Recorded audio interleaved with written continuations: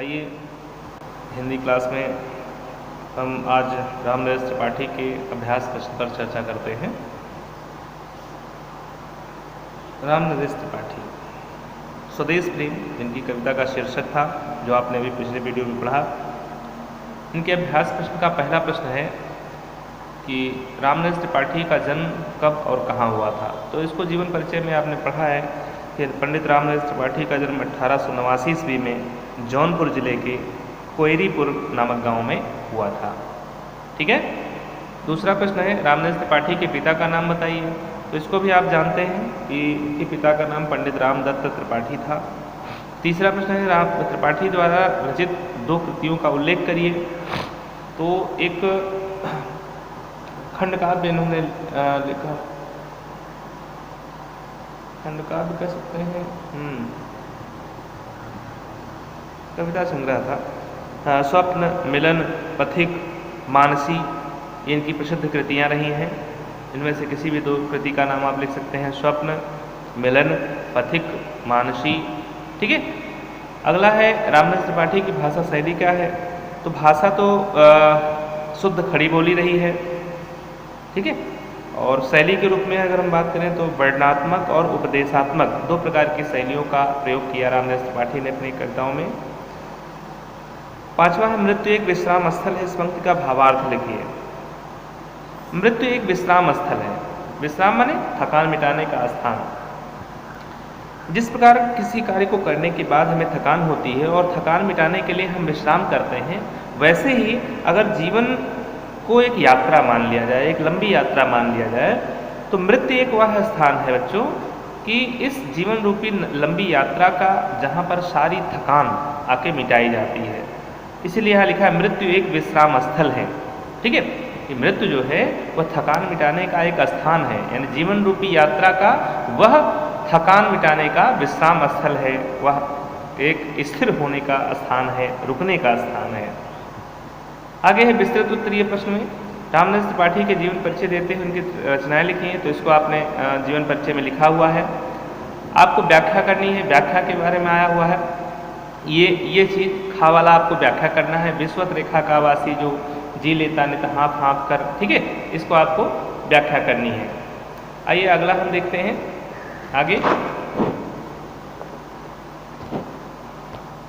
और यहाँ पर ये सच्चा प्रेम वही है जिसकी तृप्ति आत्मबल पर हो निर्भर, ये चीज़ आपको व्याख्या करनी है। और सागर छाती पर जिसके, ठीक है, इसको 3 व्याख्या आपको करनी है, यानी ख, घ और अंगा। ठीक है।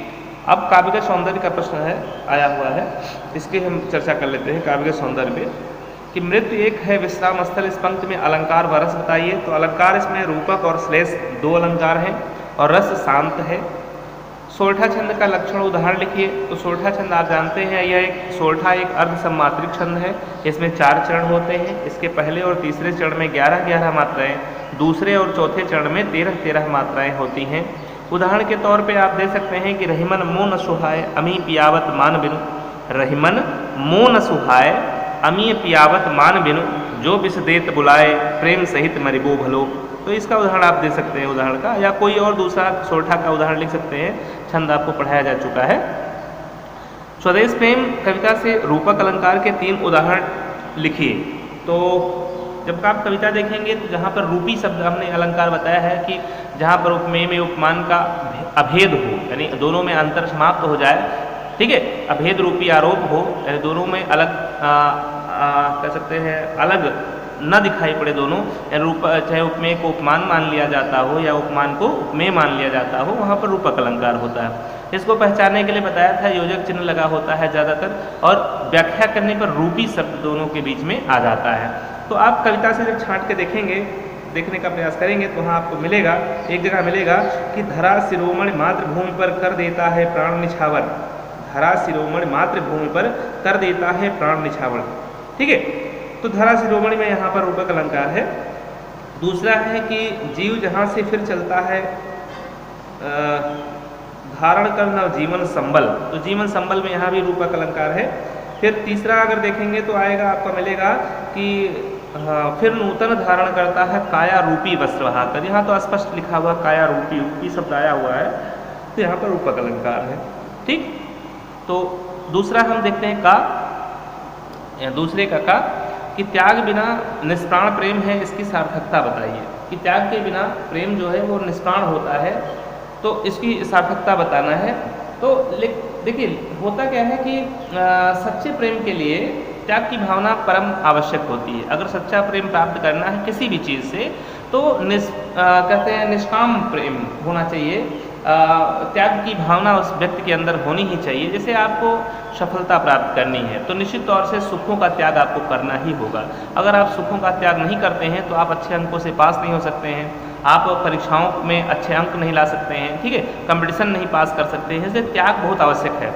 अभी इंटरमीडिएट परीक्षा पास करने के बाद जब वह हायर एजुकेशन लेने के लिए बाहर निकलेंगे तो निश्चित तौर से अपने माता पिता का एक प्रकार से त्याग, अपने परिवार का त्याग, अपने प्रियजनों का त्याग, स्वजनों का त्याग आपको करना पड़ेगा, आपके सुखों का त्याग करना पड़ेगा, आपको दिन रात मेहनत करके पढ़ना पड़ेगा, तब जाके कहीं पर आपको वो जो सफलता का प्रेम, सफलता रूपी प्रेम है, सफलता जिसे आप चाहते हैं, जो प्रेम है आपका, जिसे आपका लगाव है, ठीक है, तब आप उसको प्राप्त कर सकते हैं, अन्यथा नहीं प्राप्त कर सकते। इसलिए त्याग के बिना निष्प्राण प्रेम है, यानी त्याग के बिना प्रेम निष्प्राण होता है।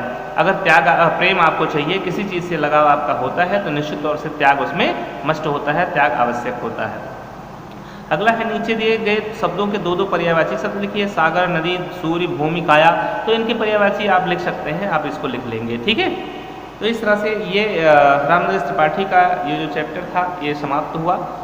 अगले वीडियो में हम अगले चैप्टर पर बात करेंगे। इस वीडियो में बस इतना ही। धन्यवाद।